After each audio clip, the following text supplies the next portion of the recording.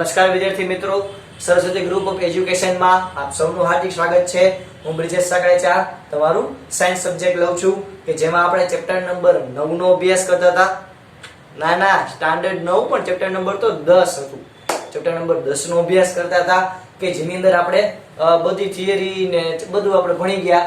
આપણે આટલા સૂત્ર પણ લખ્યા હતા જે લાસ્ટ ટાઈમ આપણે બે વાર હોમવર્કમાં પણ કરેલા છે કે જેથી આપણને બધા સૂત્ર યાદ રહી જાય। ચાલો હવે આપણે આપણા ઉદાહરણ ઉપર જોતા હતા। પહેલા આપણે બે ઉદાહરણ પૂરા કર્યા અને ચોથું ઉદાહરણ આપણે પૂરું કરેલું હતું। હવે આપણે આજે ઉદાહરણ નંબર 3 થી શરૂઆત કરીએ લેક્ચરની। તો ઉદાહરણ નંબર 3 તમે તમારે ઉદાહરણ નંબર 3 ની રકમ સ્ક્રીન ઉપર જોઈ શકો છો।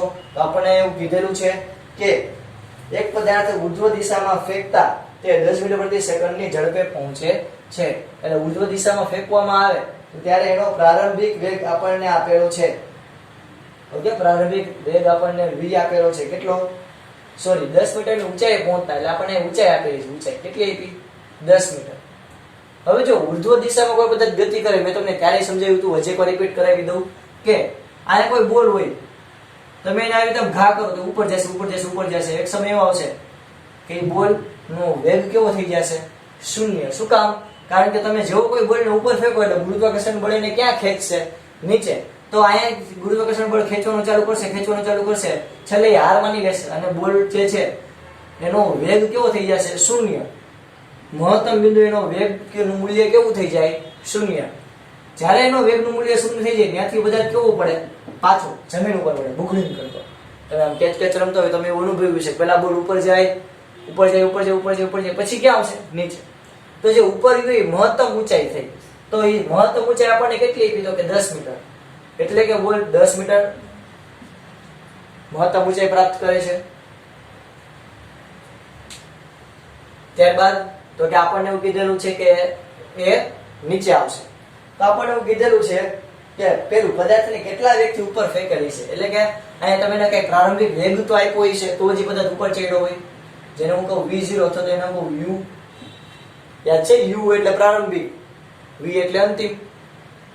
તો આયા કોઈ પદાર્થને જો હું એક કામ કરીને આમ ઘા કરું તો હું પેલા કે બળ તો હું આમ કે જોરથી આમ કે ઘા કરીશ તો મેં કંઈક વેગ આપ્યો તો કહેવાય કંઈક સ્પીડ થી હું એને ઘા કરીશ ને, તો આપણે એ સ્પીડ શોધવાની છે કે મારી પાસે કોઈ બોલ હતો કે જેને મેં કોઈક સ્પીડ થી ઘા કર્યો કે જે 10 મીટર અંતર કાપીને પછી ક્યાં આવી ગયો? બુગડિંગ કરતો નીચે।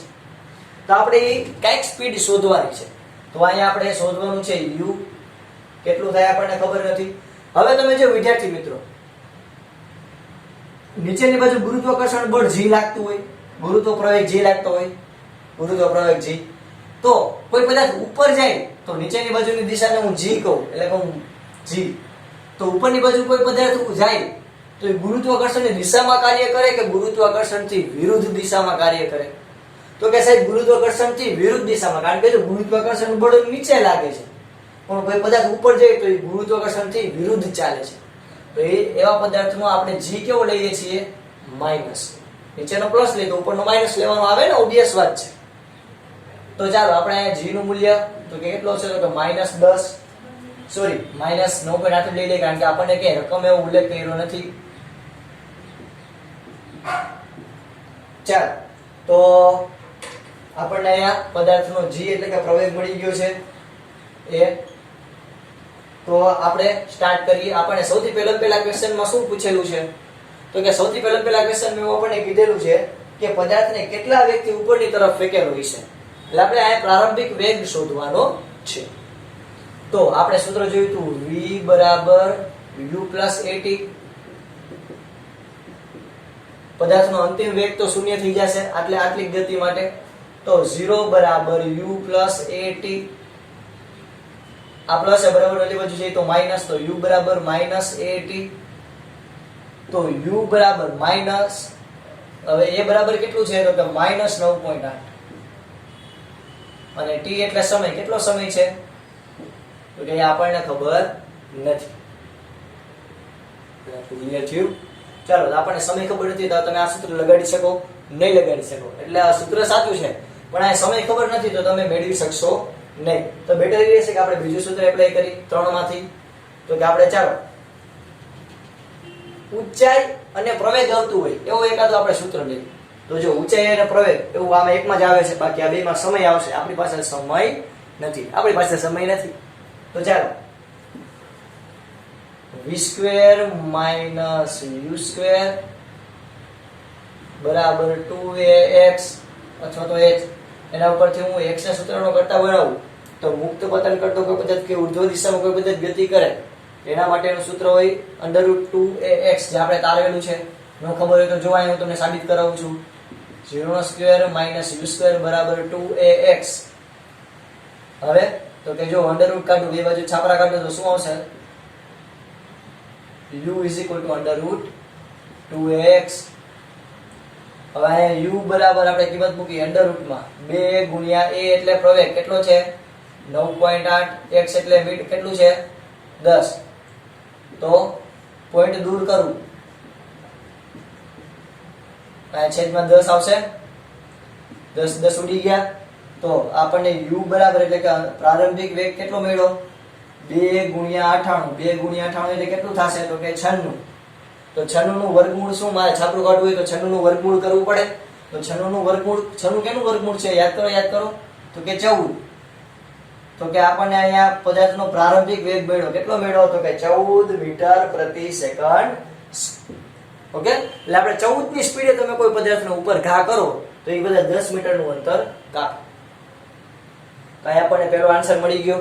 ઓકે, ચાલો બધા ફટાફટ લખી લ્યો. ચાલો હવે આપણે બીજો આન્સર મેળવીએ. તો બીજા ક્વેશ્ચનમાં પહેલા આપણને શું કીધું એ જોવો તમે. તો બીજા ક્વેશ્ચનમાં આપણે એવું કીધેલું છે કે પદાર્થનો મહત્તમ ઊંચાઈ પહોંચવા માટે લાગતો સમય, અહીંયા સુધી પદાર્થ જાય તેના માટેનો સમયની ગણતરી કરવાની. તો જો આપણે સૂત્ર એટલે કે બીજો ક્વેશ્ચન છે એમાં v બરાબર u પ્લસ at. આ સૂત્ર આપણે જ્યારે એપ્લાય કરીએ તો સમજજો, v એટલે અંતિમ વેગ કેટલો છે? 0. u એટલે પ્રારંભિક વેગ કેટલો છે?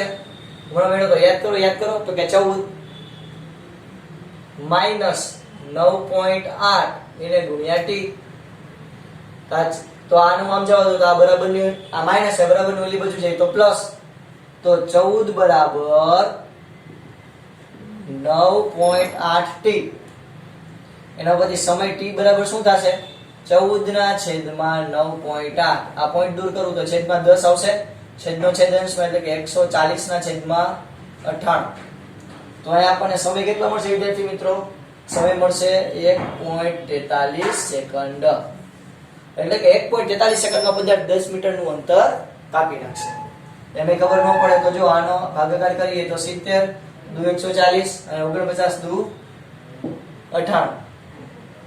આ ઉપરથી તમે ભાગાકાર કરજો એટલે 1.41 આવી જશે. ચાલો બધા ફટાફટ નોંધી લો તમારી બુકમાં.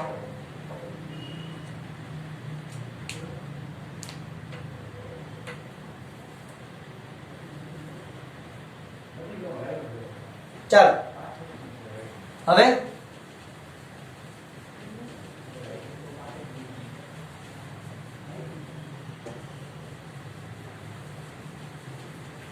આના પછી ઉદાહરણ આપણે ધ્યાનમાં લઈએ.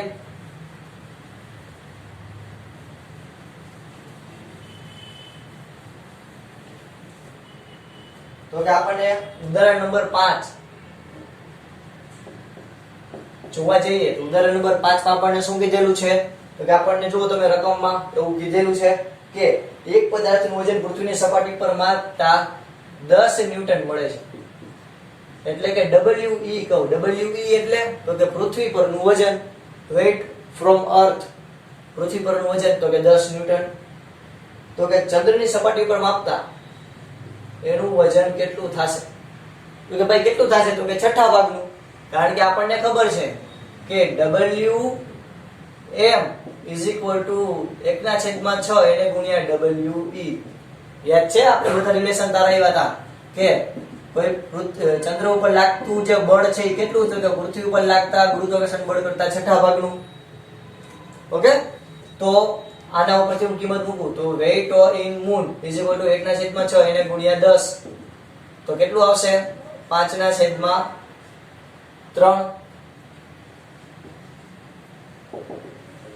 વેઇટ ફ્રોમ મૂન એટલે કે તમે જેનું સાદું રૂપ આપો તો કેટલું આવશે 167 newton 167 newton okay weight from moon સાવ નાની એવી દાખલી છે ચાલો ફટાફટ લખી લ્યો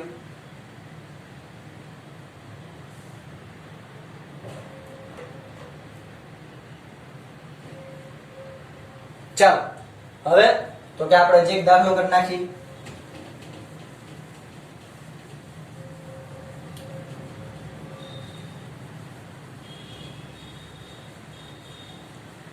ચાલો આ ઉદાહરણ બહુ મસ્તીનું છે વિદ્યાર્થી ઉદાહરણ નંબર 6 તો ઉદાહરણ નંબર 6 જો એની અંદર આપણે એવું કીધેલું છે કે લાકડાનો એક બ્લોક ટેબલ પર રાખેલ છે જેની તમે આકૃતિ જોવો છો તમારી સ્ક્રીન ઉપર તો એની અંદર આપણને કીધેલું હતું કે બ્લોકનું દળ 5 કિલોગ્રામ છે એટલે કે દળ આપ્યું આપણને કેટલું 5 કિલોગ્રામ બ્લોકનું દળ આપણને કીધેલું છે 5 કિલોગ્રામ ત્યારબાદ આપણને કીધેલું છે કે તેના પરિમાણ એટલે કે એના આપણને માપ આપ્યા કેટલા આપ્યા તો કે એના માપ આપણને આપ્યું છે 40 સેન્ટીમીટર ગુણ્યા 20 ગુણ્યા 10 બધું સેન્ટીમીટરમાં આપેલું છે એટલે સેન્ટીમીટર નું ક્યુબ આપણે કહી શકીએ કદ ગણીએ તો સંઘન છે એટલે ચાલો તો આપણને કીધું છે એ બે ક્વેશ્ચન પૂછાય એમાંથી આપણે એક ગોતી કે 20 સેન્ટીમીટર ગુણ્યા 10 સેન્ટીમીટર અને બીજો ક્વેશ્ચન આપણને બી પૂછ્યો છે કે 40 સેન્ટીમીટર અને 20 સેન્ટીમીટર વાળી સપાટી છે એના ઉપર લાગતા દબાણની ગણતરી કરો એટલે કે આપણે અહીંયા શોધવાનું છે P તો P નું સૂત્ર શું છે F ના છેદમાં A તો પહેલા તમારે બળ કેટલું લાગી શોધવું પડે કે નહીં શોધવું પડે એના માટે આપણે શું કરશું તો કે એના માટે આપણે પહેલા તો એક સૂત્ર લખશી કે કોઈ પણ પદાર્થ ઉપર લાગતું બળ કેટલું હશે માજી જેટલું કારણ કે કોઈ પદાર્થ તમે જુઓ આકૃતિમાં તો જમીન ઉપર સપાટી ઉપર રાખેલો છે તો ગુરુત્વાકર્ષણ બળે નીચેની બાજુ બળ લગાડતું હશે એટલું જેનું વજન બળ છે તો એનું વજન F બરાબર માજી જ્યાં M બરાબર મૂકું 5 G એટલે 9.8 તો આયા પદાર્થનો આપણને પદાર્થ ઉપર લાગતું બળ કેટલું મળશે તો કે 49 ન્યૂટન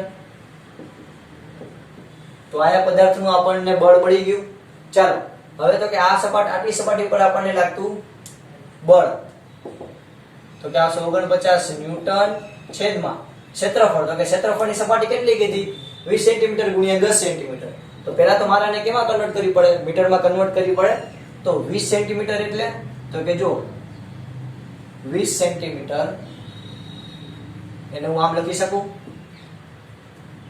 0.2 સેન્ટીમીટર ગુણ્યા 0.2 મીટર ગુણ્યા 0.1 મીટર તો આ પોઈન્ટ દૂર કરું તો છેદમાં 10 આવે પોઈન્ટ દૂર કરું તો છેદમાં 10 આવે બે ક્યાં જશે ઉપર એટલે અહીંયા દબાણ કેટલું લાગશે 49 100 એના છેદમાં 2 તો અહીંયા આપણને દબાણનું મૂલ્ય કેટલું મળશે તો કે દબાણનું મૂલ્ય મળશે 2450 ન્યૂટન પ્રતિ મીટર સ્ક્વેર જો સિમ્પલ કાઈ નથી કર્યું આ જે 20 સેન્ટીમીટર છે ને મેં મીટરમાં ફેરવ્યું અરે યાર તમે પણ જો 20 સેન્ટીમીટર હોય એને હું મીટરમાં ફેરવું તો મારે કેમ ફેરવી શકીશ તો કે જો 1 મીટર એટલે 100 સેન્ટીમીટર એટલે 1 મીટર તો 20 સેન્ટીમીટર એટલે કેટલા તો કે કેમ મળશે તો કે 20 ભાગ્યા 100 મીંડી મીંડી કેન્સલ 2 ના છેદમાં 10 આવી ગયું 2 ના છેદમાં 10 એ રીતે 1 ના છેદમાં 10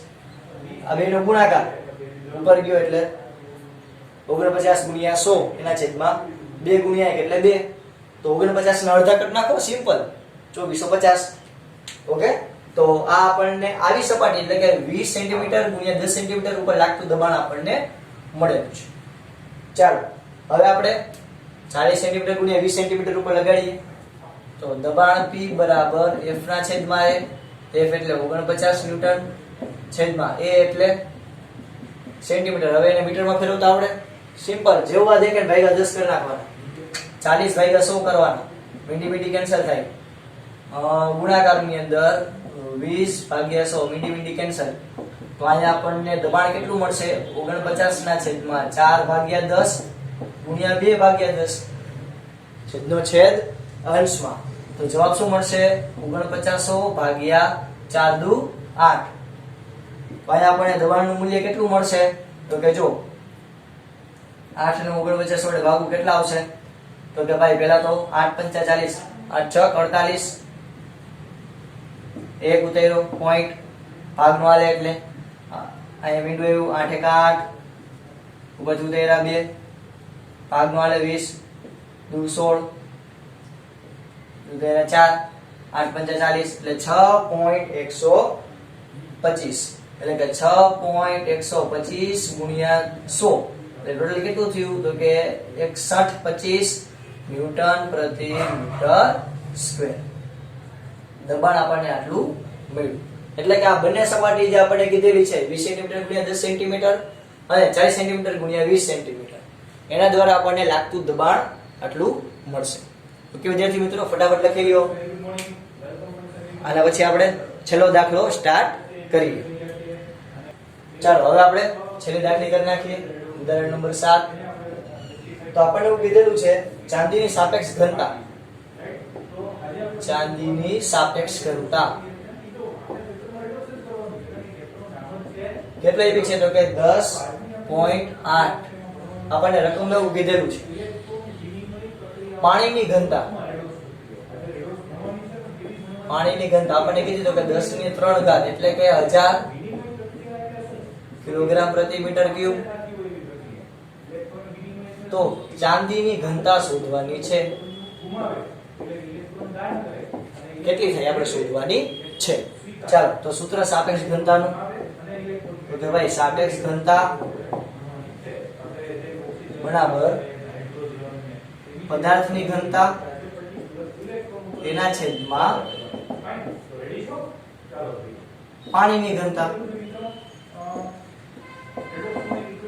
તો પદાર્થની ઘનતા એટલે તો કે ચાંદીની ઘનતા એના છેદમાં પાણીની ઘનતા. તો અહીંયા આપણે શું મળશે ચાંદીની સાપેક્ષ ઘનતા.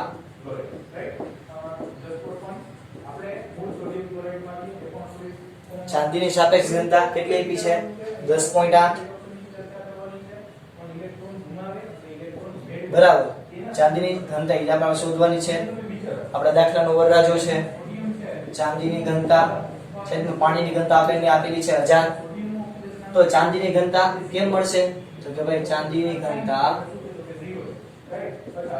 બરાબર આ 1000 ભાગાકારમાં બરાબરની ઓલી બાજુ છે તો ગુણાકારમાં. તો શું થાય 10.8 ગુણ્યા 1000 એટલે કે 10800 કિલોગ્રામ પ્રતિ મીટર ક્યુબ.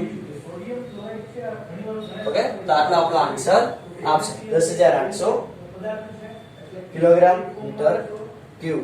એટલે કે 1 મીટર ક્યુબ વાળું બોક્સ લ્યો તો એમાં તમે કેટલું ચાંદી સમાડી શકો તો કે 10800 કિલોગ્રામ ચાંદી સમાડી શકો. ઓકે વિદ્યાર્થી મિત્રો, ચાલો તો આ દાખલો લખી લેજો.